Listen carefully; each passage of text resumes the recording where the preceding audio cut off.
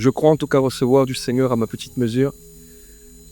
Le titre que je vais partager, le thème que je vais partager, c'est « Un bienfait insoupçonné que reçoivent ceux qui suivent sans murmurer ».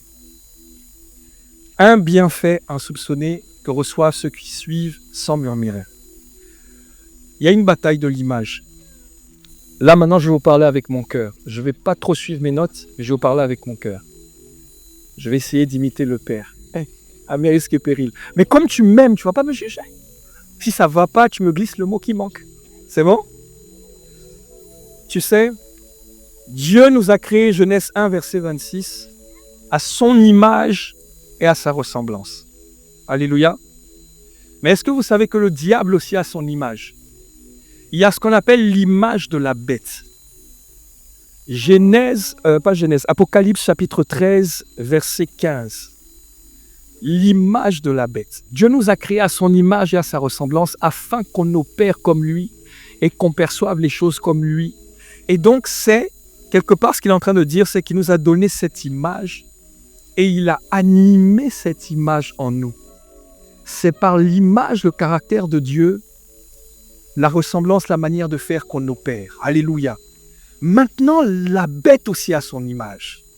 Et dans le livre d'Apocalypse, en parlant du faux prophète, on dit qu'il lui fut donné d'animer l'image de la bête afin que l'image de la bête parlât. Pourquoi? Parce que tout est fait par la parole et la bête aussi, quand elle veut agir, quand Satan veut agir, c'est d'abord par la parole. Il va semer un poison par la parole. Il va semer de mauvaises graines par la parole. Alors, quelle est l'image qui est animée en chacun d'entre nous? Est-ce que c'est l'image de Dieu ou est-ce que c'est l'image de la bête? Parce que tu vois, dans le même chapitre 13, à partir du verset 5, je vous partage à cœur ma méditation personnelle de hier soir. Donc, si c'est un peu... ayez compassion. Mais dans le même chapitre, au verset 5, il est dit que on nous révèle ici le ministère de cette image quand elle parle. Qu'est-ce qu'elle dit? Apocalypse 13, verset 5, si vous l'avez. Regardez. Seigneur, j'ai besoin du verset. Yeah. Regarde. Il lui fut donné une bouche qui proférait des paroles arrogantes et des blasphèmes. Verset suivant, verset 6. Et il lui fut donné le pouvoir d'agir pendant 42 mois. On continue, verset 7. Et elle ouvrit sa bouche, ta bouche là, pour proférer des blasphèmes contre Dieu et pour blasphémer son nom et son tabernacle, ou si tu préfères, son église. Donc, le ministère de l'image de Dieu, c'est de proclamer des paroles qui servent à l'édification, à la construction. La prophétie est là pour édifier, consoler, fortifier. Elle sert à construire, elle va bâtir. Il envoie sa parole et sa parole guérit. Maintenant, le ministère de l'image de Satan, c'est de parler contre Dieu, de blasphémer contre Dieu, contre son Église et contre toi et moi. Alléluia. Dès que tu te mets à critiquer ton frère, ta sœur, tu n'es pas en train d'accomplir ton ministère. Tu accomplis le ministère de l'image de la bête. Satan a plusieurs rôles, mais voici 2 rôles dont l'apôtre nous avait parlé il y a plusieurs années. Il nous a parlé du calomniateur et de l'accusateur. Le calomniateur, c'est celui qui va dire des mensonges sur toi. Donne-moi ton prénom. Donne-moi ton prénom. William. Tu sais quoi? On avait William hier à 2h du matin à l'hôtel avec 4 filles et 2 garçons. Et puis tu sais quoi? À l'heure où je te parle, dimanche, on est le combien? Le 1er? Dimanche 1er. À quelle heure? 13. Non? Quelle heure? Il est quelle heure? Il est 13h déjà? Ok. À 13h04, dimanche 1er, tu sais, William, il fait quoi? Il est en train de coucher avec 3 animaux. Alors que William est ici, il est à l'église. C'est ça la calomnie. On invente un mensonge sur toi. Mais maintenant, il a un autre volet, l'accusateur. L'accusateur, lui, il ne ment pas. L'accusateur, il va vraiment te prendre sur une faille, sur une erreur que tu as commise, et puis il va dire, voilà, tu as vraiment péché, et sur ce péché-là, on doit te juger, on doit te châtier. Mais gloire soit rendue à Jésus le Christ. Car la voix du sang de Jésus parle plus fort que la voix du sang d'Abel. Il peut faire les sacrifices humains pour invoquer des hautes divinités ou ceux qui se croient des divinités. Mais toi, ce n'est pas le sang humain, c'est le sang de Jésus le Christ qui parle en ta faveur. Alléluia. Et donc, il est là le point. Dans la phase d'accusateur, on pointe ce qui ne va pas. Et le disciple, la plupart du temps, c'est celui qui est soumis à une discipline et qui va se retrouver dans un environnement où pour pouvoir être aiguisé, Proverbe 18, verset 1, la régie, je suis désolé, là je vous mets dans les... Là vous allez comprendre comment on m'appelle. Rien n'est préparé, il faut suivre vite. Proverbe 18, verset 1 nous dit que celui qui se met à l'écart cherche son propre intérêt. Et que le disciple, c'est celui qui suit un mouvement, qui est sous une discipline. Tu es un disciple? Tu es un disciple? Tu es un disciple? Donc tu suis un mouvement. Il n'y a aucun disciple de Jésus qui marchait seul. Ils étaient toujours en mouvement. Donc le disciple, à un moment donné, va devoir se retrouver dans un mouvement que Dieu a créé, qu'on appelle Ecclésia, l'Église. C'est un corps spirituel en mouvement. Alléluia. Et dans ce corps spirituel, comme disait l'apôtre la semaine dernière, il y a tout. C'est une classe dans laquelle, comme il disait, tu as celui qui est en CP, celui qui est en terminale, celui qui est professionnel déjà, le chef d'entreprise, tu as celui qui est en 6e, ils sont tous dans la même classe. Et le Seigneur dit, aimez-vous. C'est compliqué. Donc tu vas voir des défauts. Tu vas voir des failles dans l'église.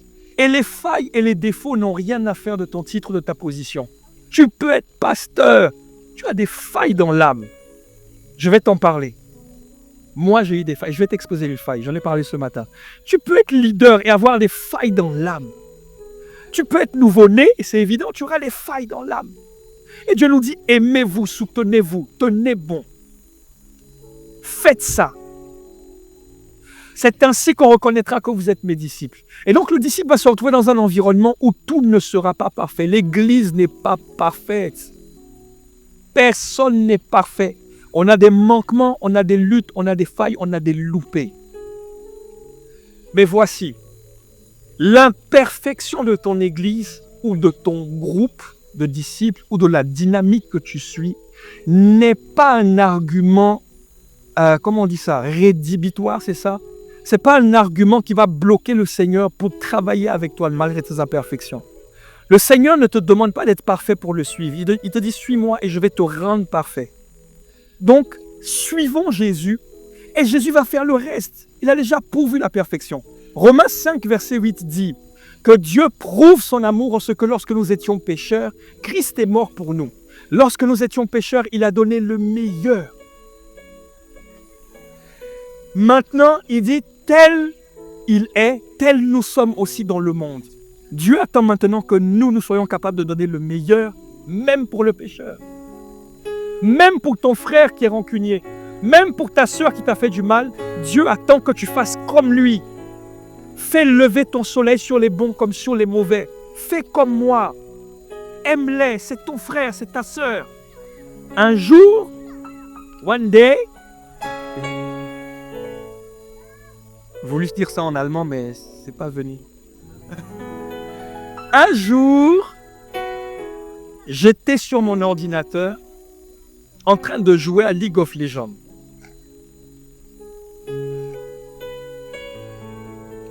C'était mon moment de détente. Et puis tout d'un coup, j'entends des cris au salon. Ma fille et mon fils qui sont là, je vais pas vous les montrer, ont commencé à se disputer. Parce que j'avais donné 1 heure de dessin animé à chacun. Et mon fils était dans une période où, c'est vrai qu'à l'école, les enfants sont méchants des fois. En fait, les enfants ne sont pas méchants, ils sont le reflet de ce qu'ils voient ou ce à quoi ils sont exposés à la maison.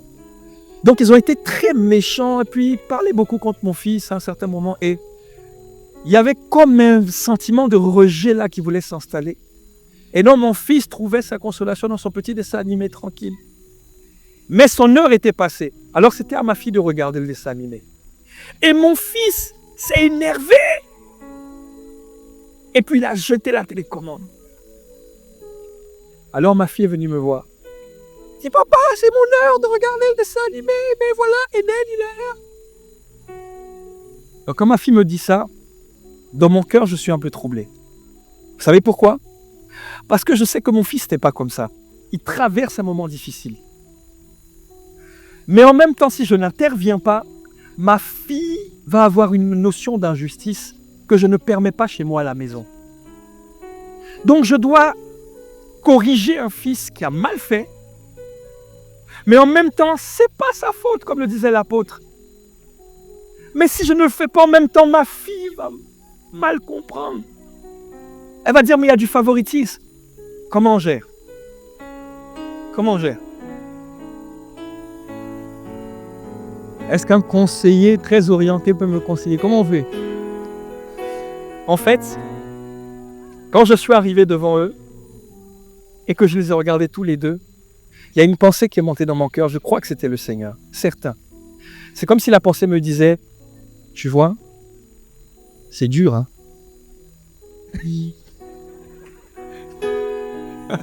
J'ai pas fini. J'avoue, c'est rigolo. Il dit, tu vois, c'est dur, hein? Parce que tu les aimes tous les deux. Qu'est-ce que tu vas faire? Et la pensée maintenant me dit, tu sais ce qui t'arrangerait? Et la pensée me dit, ce serait que ta fille, au lieu de venir se plaindre de ton fils, vienne te dire, papa, je pense que mon frère ne va pas bien. Il a eu une réaction qu'il n'aurait pas dû avoir. Ça ne lui ressemble pas. Papa, est-ce que tu peux arrêter de jouer à ton jeu et venir peut-être t'asseoir avec lui? On va s'asseoir tous les trois et on va regarder le dessin animé avec lui. Et tu sais quoi, papa, mon heure de dessin animé, je lui la donne, c'est pas grave. Ça m'a touché, j'ai dit waouh. En fait, oui, ça m'arrangerait. C'est ça que Dieu attend de nous. Ton frère qui fait mal, tu peux acclamer. Ton frère qui a mal agi est blessé. Parfois, les pasteurs subissent des injustices. Tu n'as pas idée. Nous, je vais dire, nous don't have. Hey, tellement ça.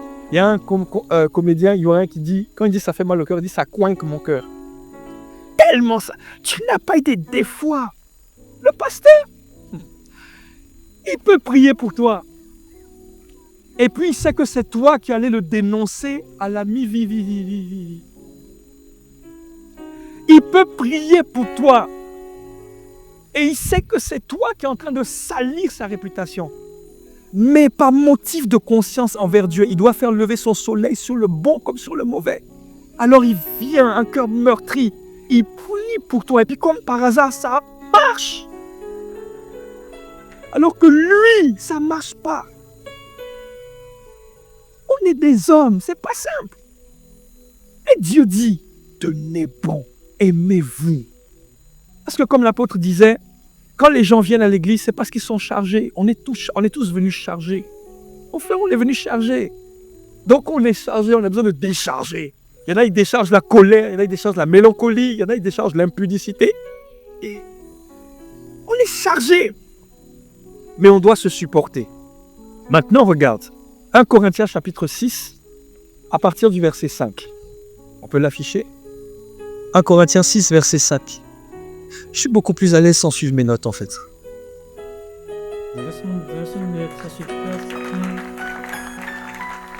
1 Corinthiens 6, verset 5. Paul dit, « Je le dis à votre honte, ainsi, il n'y a pas un seul homme sage qui puisse prononcer entre ses frères, mais un frère, écoutez bien cette phrase, un frère plaide contre un frère, une sœur plaide contre une sœur, et cela devant des infidèles. » Tu sais comment ça se traduit aujourd'hui? Un frère ou une sœur prend son téléphone portable, va sur TokTok,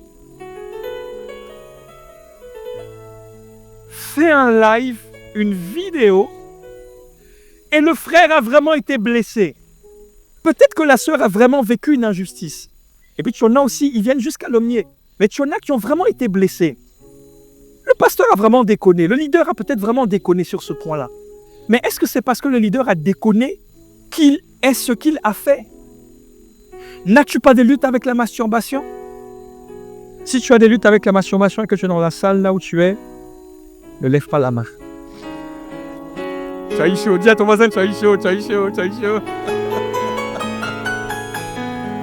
Mais regarde, tu luttes avec ça. C'est quelque chose dont tu veux te débarrasser. Mais tu luttes avec ça. Ça ne te caractérise pas, mais tu luttes avec ça. Tu tiens 1 mois, 2 mois, mais après tu retombes. Et tu es désolé, mais tu luttes avec ça. Et puis un jour, tu pratiques ça et tu oublies que ta caméra est allumée. Et puis moi qui ne t'aime pas, Satan qui est le maître des temps et des circonstances destructives, permet que je tombe sur ta vidéo. Et je publie ta vidéo sur les réseaux. Et je dis, vous voyez, c'est un impudique. Tu vas dire, non, non. En fait, non. J'ai juste craqué. C'est une lutte. Ça ne me caractérise pas. Le gars est 90%, la sœur est 90% consacrée à Dieu. Elle cherche Dieu. Elle est dans un cheminement où elle a des luttes de temps en temps. Et là, elle était exposée. Et maintenant, toi, tu viens, tu dis, elle a toujours été comme ça. Elle te dit, mais non, non, j'ai juste eu une lutte. Si, regarde, c'est l'épreuve. Et maintenant, les gens sur Internet, oui, vous avez vu, les églises, les pasteurs, les ceci, vous avez vu. Et toi, tu es là, tu dis, mais non, ça ne me caractérise pas. C'est juste une erreur. Si on te fait ça, tu trouves que c'est juste? C'est juste qu'on t'expose et qu'on te catégorise à cause d'une lutte, ou tu trouves que c'est juste qu'on te catégorise à cause d'une dynamique permanente de ton cœur à devenir ce que Dieu veut que tu sois? Ce qui te caractérise, c'est ce qui te caractérise le plus. Tu as juste une lutte. On va t'accuser sur la chute que tu as commise. C'est injuste. Et les leaders vivent ces choses-là aussi. Et j'ai une bonne nouvelle pour toi. Comme tu es appelé à être leader, tu vas vivre ça aussi. Tu vas vivre ça. L'année dernière, moi, Tegbe Angiane Patrice Aderné. C'est beaucoup, hein? Mais c'était stylé en banque, parce que comme Ange, c'est mon premier prénom, quand ton banquier s'appelle Ange, tu as les clients tout de suite. Un ange gardien qui veille sur mes finances. Moi, l'année dernière, j'ai voulu quitter ICC. Moi, l'année dernière, je vais te dire peut-être ce que quelqu'un ressent actuellement ou sent dans son cœur. J'ai voulu quitter ICC. J'avais vécu pas mal d'injustices, c'est vrai, mais j'avais aussi vécu pas mal de cumuls, des mauvais choix, de la nonchalance, de la négligence dont moi-même j'avais fait preuve. Donc c'était un mélange d'injustices parce qu'il faut quand même qu'il y ait quelques injustices. Garde le verset à l'écran parce qu'on va prendre la suite après. Mais c'était aussi un mélange d'injustices vécues, c'est vrai, parce que rien n'est parfait à l'église. Mais il y a aussi des mauvais choix que j'avais faits. Il y a des mauvaises décisions que j'avais prises. Et quand j'ai eu ce truc-là, j'ai voulu quitter l'église. Parce que c'était trop. J'avais déjà vécu d'autres choses. Je dis, mais attends, c'est pas possible. Je dis, mais c'est pas possible, jusqu'à quand? Et à un moment donné, j'attendais que, avec ce que j'ai vécu, j'attendais que mes leaders, mes pasteurs, les gens qui m'entouraient, me soutiennent, me comprennent. Mais au contraire, non seulement ils ne m'ont pas soutenu, ils ne m'ont pas compris, ils m'ont fait passer pour celui qui avait un problème, au contraire. Tu sais, quand tu viens parler à quelqu'un, puis la personne te dit, c'est ton âme qui n'est pas restaurée. Là, ça sent le vécu. La personne a mal agi avec toi. Tu viens, tu lui dis, ah, voilà, grande sœur, voilà, il dit, ton âme, restaurer le cœur, les prisons intérieures, tu n'es pas encore délivré. Non, elle a raison parce que c'est vrai. Mais la vérité, dis juste, désolé, juste désolé, ça va me guérir. Non, elle dit, ton âme n'est pas restaurée. Donc non seulement les gens, mes leaders autour de moi, à part Pasteur Juliana, les leaders autour de moi, vraiment, c'était pas évident. Mes frères sûrs me faisaient comprendre que c'est moi qui avais déconné. Et comme si ça ne suffisait pas, donc ils ne me comprenaient pas, ils ne me soutenaient pas, voilà. Mais en plus, tu sais quand il y a un truc qui ne sent pas bon, s'il y a un dossier sur ta tête, et je s'écarte, Ceux qui disaient, mon frère sûr, ça c'est le sang. Tout d'un coup, ça devient l'eau amère. Ça devient l'eau, les eaux de Mara. Ils s'éloignent. Il y a une tata, il disait, mon fils, mon fils. Quand ça sentait pas bon, maintenant c'était Pasteur Yann. Bonjour Pasteur Yann. Maintenant tu regardes tout ça et tu as envie de réagir, mais le Seigneur te dit, garde ton cœur. Tu aurais raison de réagir. Et il te dit, tiens bon. Et là tu essaies de tenir. Et puis je suis parti en mission dans un pays d'Afrique, dans le cadre du ministère. Donc là je parle vraiment du volet musical, ça n'a rien à voir avec CC. Et j'ai parlé avec quelques frères là-bas. En fait, c'est eux qui m'ont parlé. Et puis ils m'ont recoincé en France. Ils m'ont convoqué au studio et ils m'ont fait asseoir. C'est mes petits frères, hein. Ils m'ont dit, Big Bro, nous on comprend pas, faut qu'on te parle. Je dis, ah les gars, c'est comment? Ils disent, Big Bro, nous, quand on a commencé à servir Dieu, c'est toi qu'on regardait. C'est toi qui nous inspirais. Aujourd'hui, on est rentré dans l'appel, nos ministères se déploient. Mais toi, on dirait qu'on ne sait pas. Un jour, on te voit ici, après, tu n'es plus là, tu es là-bas, puis après. On dirait que ça ne va pas, ton ministère ne se déploie pas. Qu'est-ce qui se passe? Qu'est-ce que tu as, Big Bro? Dis-nous. On veut prier pour toi, c'est pas normal. En fait, c'est les frères qui me mettent tellement. Je bénis Dieu. Ayez des frères comme ça autour de vous. Alléluia. Mais ils m'ont entouré. Dis, mais on ne comprend pas qu'est-ce qui se passe. Et puis, c'est des bros qui, quand même, ont eu une expérience un peu particulière avec ma famille spirituelle. Donc, comment naviguer pour brouiller les pistes? Souvent, ils donnent trop de pistes. Et donc, ils m'ont expliqué des situations où moi-même, j'étais d'accord avec eux. C'est pas normal. Mais la voix du Saint-Esprit te dit en toi, garde ton cœur, ne parle pas contre l'autorité. Alors, dans mon cœur, écoutez bien ce que je vous dis, mes frères. Dans mon cœur, j'avais envie d'acquiescer. Mais il y avait une autre envie dans mon cœur qui ne voulait pas acquiescer. Qui voulait détourner le regard comme Sem et Japheth ont détourné le regard de la nudité de leur père. Mais ce n'était pas évident. Et puis ils ont évoqué un point que je pensais quand même au fond de moi. J'étais convaincu que j'étais en retard dans le ministère, que ma vie n'avait pas porté les fruits qu'elle devait porter. Et il y avait cette culpabilité-là, je ne me sentais pas bien. Et avec ce qui s'était passé, j'ai dit, moi, c'est fini, je quitte l'église. J'arrête. C'est ça l'église, le système. Mais vous savez quoi les amis, je peux être sincère avec vous. Je crois que j'étais orgueilleux. Il y avait un orgueil que Dieu voulait briser. C'était lequel? Depuis que je suis né de nouveau, je n'ai jamais rétrogradé. Je suis jamais retombé. Je n'ai jamais rejeté Dieu. J'ai supporté des injustices. Demandez à ma femme, souvent on se moquait de moi, on m'appelait le petit frère de Jésus. Je suis fier d'être le petit frère de Jésus. C'est ce que je suis. C'est ça, non? C'est fier. Parce que moi, tu peux me planter un couteau dans le dos. Demain, je vais te donner un autre couteau encore plus aiguisé. Tiens. Je peux pardonner facilement, je peux. Tu vois, j'avais ce cœur naïf là. J'étais un Ananias. Bénissez Dieu pour les Ananias. Parce qu'il faut les cœurs naïfs pour susciter des grands hommes de Dieu. Paul était aveugle. Il respirait le meurtre. Ah, je sens que je vais dépasser. Il faut que je... Il respirait le meurtre. Il respirait le meurtre. Il tuait les chrétiens. Et puis maintenant, Dieu montre un songe à Ananias. Ananias, celui qui tuait les chrétiens, il est dans la maison qui est à côté là-bas. La rue de droite. Va prier pour lui, ses yeux vont s'ouvrir, c'est mon serviteur.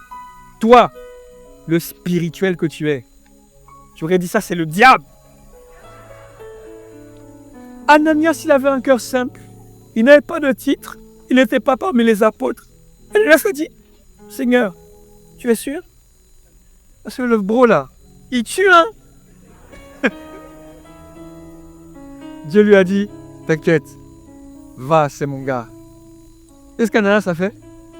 Il a dit, ok. Et puis il s'est levé tout naïf. Paul le tueur est là. Oh, parle doucement, doucement. Entre. Il rentre. Ah, c'est lui! Ah, il n'est pas si impressionnant que ça en vrai. Bon. Paul, je suis venu de la part du Seigneur qui m'a montré en songe que je dois prier pour toi. Donc voilà, reçois la guérison au nom de Jésus. À aucun moment il s'est dit peut-être que s'il reçoit la guérison, il va me voir. Il va savoir où on habite. Parce que là, c'est des chrétiens qui le cachent. Donc là, il va connaître un de nos lieux secrets. Il est venu naïvement, il a prié. Aujourd'hui, regardez, c'est les enseignements de l'apôtre Paul qu'on partage aujourd'hui. Donc que personne ne méprise ton cœur simple. Ne laisse pas les gens mépriser ton cœur simple. Toi, tu as un cœur docile. C'est une grâce que Dieu te fait. Souvent, on va te prendre pour un naïf, mais tu n'es pas naïf.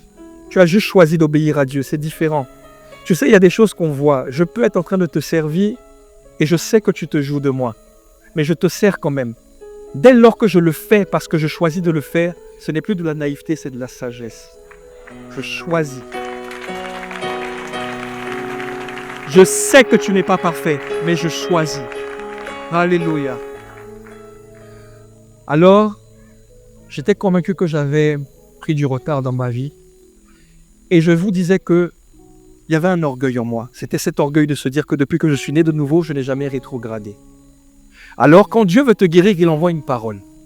Et Dieu m'a envoyé une parole, Matthieu chapitre 7, je crois que c'est verset 25. J'y vais rapidement sans lire le verset, comme il restera beaucoup de temps. Il m'a envoyé la parole où Jésus dit, celui qui entend la parole, merci la régie, et qui la met en pratique, on y va, rapidement si possible, sera semblable à un homme roc. Dédicace à mon gars A.P. Samuel. La pluie est tombée, les torrents sont venus, les vents ont soufflé et se sont jetés contre cette maison. Elle n'est point tombée parce qu'elle était bâtie sur le roc. On continue. Mais quiconque entend ces paroles que je dis et ne les met pas en pratique sera semblable à un homme insensé qui bâtit sa maison sur du sable. La pluie est tombée, les vents sont venus, les vents ont soufflé, ont battu cette maison, elle est tombée et sa ruine a été grande. Et Dieu m'a dit, c'est ça ton histoire. J'ai dit, qui, moi? Le rappeur le plus humble du rap chrétien. J'ai servi toute ma vie. Je me suis humilié, j'ai un cœur docile, naïf. C'est pas moi. Dieu me dit, si, c'est toi. Tu as bâti sur du sable. Qui dit, non, c'est pas moi. Montre-moi. Mais c'était le montre-moi du style, vas-y, montre. Et l'orgueil. J'étais orgueilleux, je ne savais pas. Et le Seigneur m'a dit, tu as bâti sur du sable. Pourquoi? Il m'a dit, parce que regarde, tu es ébranlé, parce que tes leaders n'ont pas eu l'attitude que tu attendais. Et ça t'a tellement blessé que maintenant tu veux quitter l'église. Il me dit, tu as bâti sur le sable. Et il me dit ceci, le corps de l'homme est fait de la poussière de la terre. Dès lors que tu mets ta confiance en l'homme qui est fait de poussière de la terre, tu as mis ta confiance dans la poussière. J'ai aimé. J'ai aimé. Et il m'a dit, voilà pourquoi il est écrit malheur à l'homme qui met sa confiance en l'homme. Et j'ai attrapé ma tête. Et le Seigneur continue, il me dit, à la voix de qui tu trembles le plus? Je te pose la question. À la voix de qui tu trembles le plus? Le Seigneur me dit, quand tu arrives en retard quelque part, tu mens.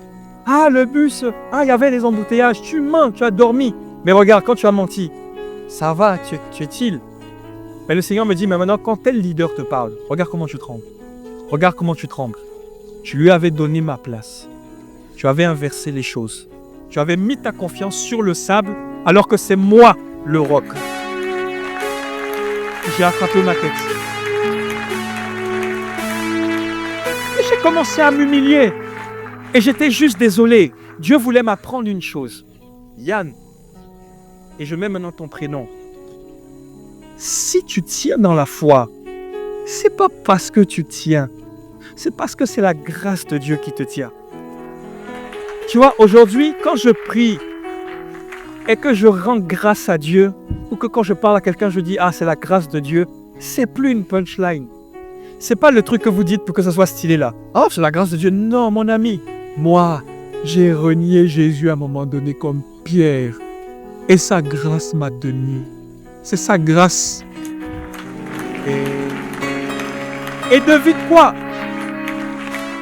C'est tombé au même moment où le Père avait le fardeau de prier en ligne, de lancer une dynamique commande au matin. Et moi, je connaissais la technologie pour faire ça. Parce que quand tu es gamer, les gamers font souvent du streaming. Donc j'avais quelques notions du streaming. Et donc je suis venu solutionner ça auprès de l'apôtre. Et j'ai eu l'opportunité de parler de ce pépin avec l'apôtre. Et je lui ai ouvert mon cœur. Et l'apôtre m'a donné des paroles. Et à ce moment-là, mes yeux se sont ouverts et j'ai compris que j'allais me déconnecter de ma destinée comme ça. Je bénis Dieu pour le Père spirituel qu'on a. Les amis, moi j'honore Jésus, c'est lui mon héros. Mais purée, qu'est-ce que j'aime mon Père spirituel. Je bénis Dieu pour le Père spirituel qu'il nous a donné. Pas dur parfois, mais purée, merci, quelle intégrité. Et maintenant regarde, si j'étais resté sur les offenses comme on a parlé, et que j'avais quitté l'église, je ne savais pas que Dieu avait mis en moi la technologie pour mettre en place Commande au matin. Commande au matin, c'est plus de 11 500 connexions en moyenne tous les jours. J'ai dit connexion, pas personne. Et nous, on sait par rapport au retour qu'on a qu'il y a des églises qui se connectent à Commande au matin. Donc derrière une connexion, parfois il y a 100 personnes, parfois il y a 200 personnes, parfois il y a 30 personnes. Donc en réalité, c'est peut-être 20 000 ou 25 000 personnes de connectées. Vous me suivez? Si j'avais quitté, comment le Père aurait fait? Eh bien, tu sais quoi? Il l'aurait fait quand même. Parce que Dieu n'envoie jamais sa parole sans que ça ne produise ce pourquoi ça a été envoyé. Voilà pourquoi il est dit, c'est une prophétie dont le temps est fixé. Elle marche vers son accomplissement. Elle marche. Elle a des pieds. Ça veut dire que c'est quelqu'un qui transporte la prophétie. Mais maintenant, il dit, si elle tarde, attends-la, car elle s'accomplira certainement. Comment le maître des temps et des circonstances peut te dire que le temps est fixé, mais en même temps que la prophétie tarde? C'est parce que la prophétie est transportée par quelqu'un. Si la personne se détourne du chemin prophétique que Dieu lui avait donné, elle va mettre en retard le prophète, ou celui qui doit recevoir la prophétie. Mais comme la parole de Dieu ne revient jamais en lui, sans avoir accompli ce pourquoi elle a été relâchée, Dieu va soit récupérer le transporteur de prophétie, ou alors il va aller te susciter toi. C'est pour ça que Dieu t'a suscité dans cette époque. Tu es quelqu'un qui va venir corriger, rectifier les trajectoires prophétiques qui ont été détournées. Il va te susciter toi et il va t'emmener vers la destination prévue afin que ça s'accomplisse certainement. Au lieu de sortir au bout de 400 ans, tu vas sortir peut-être au bout de 430 ans. Mais tu sortiras quand même. Alléluia. Si j'étais parti, il n'y aurait pas eu ça. Commande au matin, c'est incroyable. Mais maintenant, j'ai une chose à vous dire. Je vous ai dit un bienfait insoupçonné qui s'attache à ceux qui suivent sans murmurer. Voici le point. Depuis qu'on a commencé à faire Commande au matin, des vies ont été transformées. Des prières, des vies de prière ont été bouleversées, les amis. Moi, prier 2 heures, ça va. Alors qu'avant, c'était un dream. Prier 2 heures, c'est rien aujourd'hui. Maintenant, à Commande au matin, en servant à Commande au matin, je ne vois plus seulement le Père quand il prêche ici. Je le vois quand il opère depuis le studio. Je le vois avant, pendant et après. Il y a des choses que tu apprends en observant. Il n'y a pas besoin qu'on t'enseigne. J'ai vu comment il a donné sa vie à Dieu. J'ai vu comment il prie. Un jour, à cause de la technologie de Commande au matin, on avait la réunion des disciples. Et ce jour-là, il avait donné un message très puissant à la veillée des bouleverseurs. Et il a dit, on va rediffuser la veillée, mais il hésitait entre diffuser la veillée et parler. Et puis finalement, il a décidé de rediffuser la veillée. Donc, je gérais la technologie et j'ai rediffusé la veillée. Mais le père avait oublié qu'il n'avait pas coupé sa caméra. Donc moi, je le voyais à la caméra. J'ai vu l'apôtre en train de prier pendant 2 heures de diffusion. Je l'ai vu en train de prier, en train de demander de Dieu. J'ai vu sa gestuelle, la gestu. J'ai vu sa gestuelle. J'ai vu ses tics de visage. J'ai vu comment il cherchait Dieu. En fait, il y avait un téléchargement. J'ai même pris une capture d'écran. J'ai envoyé à Pasteur Juliana. Et je lui ai dit, merci, Pasteur Juliana. de m'avoir appris ces choses, d'avoir cru en moi. Parce qu'à cause de ça, j'ai persévéré, je ne suis pas parti. Et aujourd'hui, je peux voir un bout du lieu secret. Or, nous tous qui le visage découvert, quand on voit comme dans un miroir la gloire du Seigneur, on est transformés en la même image, de gloire en gloire, comme par le Seigneur l'Esprit. Ma manière de prier, ma dimension prophétique a progressé. Je ne suis pas encore arrivé. C'est encore un chantier, mais purée, ça n'a rien à voir avec le Yann d'avant. Et maintenant, voici, je termine avec ça. J'ai fini. C'est rouge. J'ai fini. Ça clignote. Le bienfait insoupçonné associé au fait de suivre sans murmurer, c'est que quand tu vas suivre le berger établi, la dynamique établie, et notamment le berger établi, tu vas recevoir pas seulement la récompense qui est liée à ton travail, mais aussi la récompense qui est liée à la dimension à laquelle ton berger opère. Voici ce que le Seigneur m'a donné comme parole, et je crois que c'est la tienne aussi. Je vous ai dit que j'étais convaincu d'avoir pris du retard dans ma vie. Alors un jour, je priais, je demandais pardon par rapport à ça au Seigneur. Et voici la pensée qui est montée dans mon cœur. Il m'a dit, je suis en train de te faire racheter le temps. Il m'a donné Joël 2, 28. Je vous rachèterai les années que les sauterelles ont volées. Je dis ok. Et je m'attendais à ce que mon ministère éclate comme tout le monde, pensée charnelle. Qu'on me voit sur tous les réseaux comme tout le monde, pensée charnelle. Et le Seigneur m'a ouvert mon esprit sur un truc plus subtil. Il m'a dit, regarde, est-ce que tu te rends compte que commande au matin? Tu as vu le nombre de gens que ça réunit? Tu as vu les miracles? Nous, on reçoit les témoignages en interne. C'est incroyable. Tu as vu la dynamique? Tu as vu le prix payé? Tu as vu ce que les gens reçoivent? Tu as vu comment les gens sont bénis? C'est des dizaines de milliers de personnes. Mais c'est grâce à la technologie que j'avais menée en toi. Donc, il faut que tu saches que les récompenses qui seront associées au prix payé par l'apôtre, dans cette dimension-là, tu as des royalties là-bas aussi. On sort que le manque à gagner de tes petits fruits est en train d'être rattrapé parce que tu es connecté à quelqu'un qui porte d'énormes fruits. Et c'est ça que Dieu veut faire avec chacun d'entre nous. C'est tout ce que Dieu attend. C'est tout.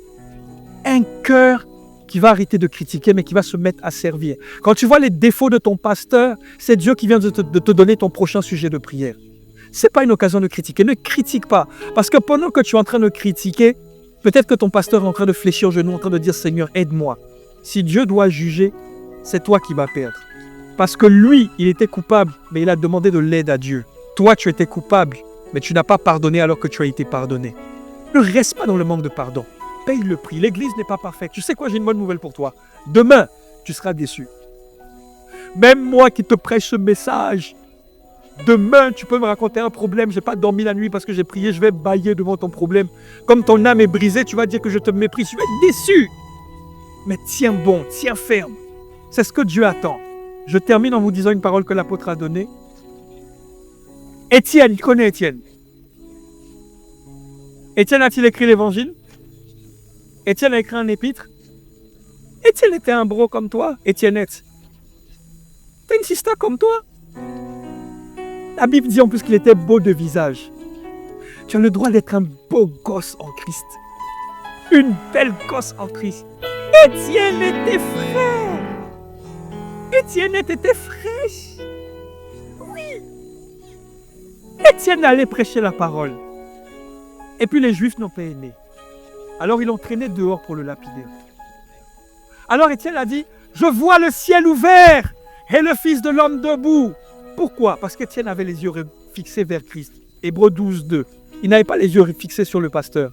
Il n'avait pas les yeux fixés sur les membres de l'église qui étaient en train de le traîner.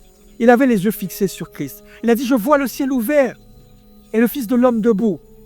Et puis à un moment donné, pendant qu'on lapide Étienne, Étienne va dire, Père, ne leur impute pas ce péché. Étienne aurait pu se plaindre parce qu'il venait de la part de Dieu. C'est les apôtres qui l'avaient établi. Il aurait pu se plaindre, réclamer justice. Mais Étienne a intercédé pour ceux qui étaient en train de le lapider. En faisant ça, il ne savait pas qu'il était sur le point de donner la plus grande révélation à l'un des plus grands apôtres qui allait venir. Parce que la Bible dit que pendant qu'on lapidait Étienne, Saul de Tarse était là. C'est lui-même qui gardait les vêtements des lapideurs. Vous me suivez? Sauf que Étienne va dire, je vois le ciel ouvert Et le Fils de l'homme, comment? Debout. Mais la Bible dit que Jésus est assis à la droite de Dieu. Mais Étienne dit Jésus est debout. Il est assis ou il est debout? Oui, Étienne, tu es où? Dis-nous. Il est assis ou il est debout? En fait, Jésus est assis. Mais quand Jésus a vu un homme capable de supporter les injustices, capable d'intercéder, Jésus s'est levé et il a dit waouh. Jésus a dit waouh. Oh, il y a un problème, les amis. Est-ce qu'on peut mettre Psaume 68, verset? Il y a un problème. Psaume 68, verset 1. Jésus s'est mis debout pour acclamer parce qu'il a vu quelqu'un prêt à intercéder pour ceux qui méritaient le jugement. Or, la Bible dit, Dieu se lève. Ses ennemis se dispersent. Ses adversaires fuient devant sa face. Quand Dieu s'est levé, Étienne n'a pas compris. Il s'est dit, oh, il m'acclame, gloire à Dieu. Il accomplit Romains 2, verset 28, je crois. La louange de ce juif ne vient pas des hommes, mais de Dieu. Oh, Jésus s'est levé pour m'acclamer. Non, quand Dieu se lève, c'est grave. Quand Dieu s'est levé, il a suscité la naissance d'un des apôtres qui a fait le plus de dégâts dans le camp de l'ennemi, c'était Saul. Je vous pose une question. Qui a écrit en Corinthiens 13? Paul. Vous savez pourquoi il a eu cette révélation de l'amour qui supporte tout, qui pardonne tout? C'est parce qu'il a vu Étienne.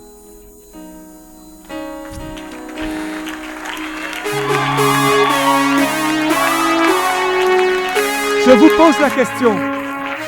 Qui a écrit?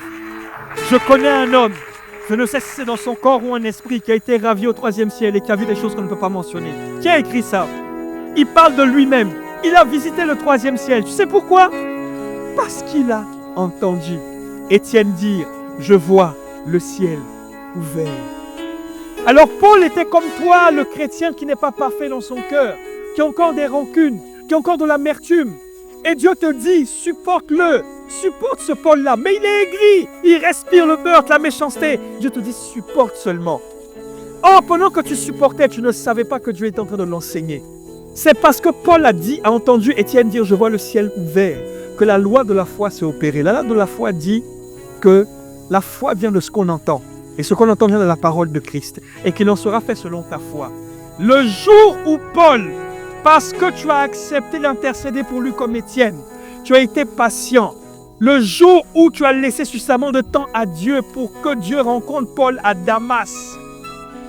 Quand Paul a rencontré Dieu à Damas, Paul s'est dit, mais c'est de celui dont Étienne parlait là. Alors, comme le Saint-Esprit dans de ses ministères, c'est de te rappeler ce que Jésus a dit, et que Étienne parlait poussé par l'Esprit, le Saint-Esprit a fait remonter dans la pensée de Paul, le ciel est ouvert. Alors Paul a grandi dans sa foi avec un fait établi, le ciel peut s'ouvrir. Et devine quoi? Un jour, il est monté au 3e ciel. Et il est redescendu avec le Rabashakatalamandekepa. Il est descendu avec le mystère de l'Église. Il est descendu avec le mystère de l'enlèvement. Si Paul n'avait pas vu Étienne qu'on ne connaît pas, il n'y aurait pas eu Paul que tout le monde connaît. Voilà pourquoi Dieu te dit, soutiens ton frère, sois patient. Il est relou, elle est relou. Sois patient. Parce que derrière ce relou, il y a peut-être un Paul qui est là. Maintenant, quand on ira au ciel, demande à Dieu, Étienne habite où? Et Dieu te dira, pourquoi me demandes-tu? Tu es comme moi, tu es omniscient. Et tu diras, ah oui, choc. Tu vas savoir où Étienne habite. Et quand tu vas voir la gloire d'Étienne, je suis certain que tu diras, mais il est pareil que Paul. Mais pourtant Étienne n'a pas fait grand-chose. Et Dieu te dira, Étienne, s'il n'était pas là, il n'y aurait pas eu l'apôtre Paul. Et comme le bienfait attaché à celui qui suit sans murmurer, c'est de participer à la gloire de celui qui le suit, toutes les âmes que Paul aura gagnées, c'est la technologie d'Étienne qui a permis à Paul de faire commande au matin. Est-ce qu'on peut bien le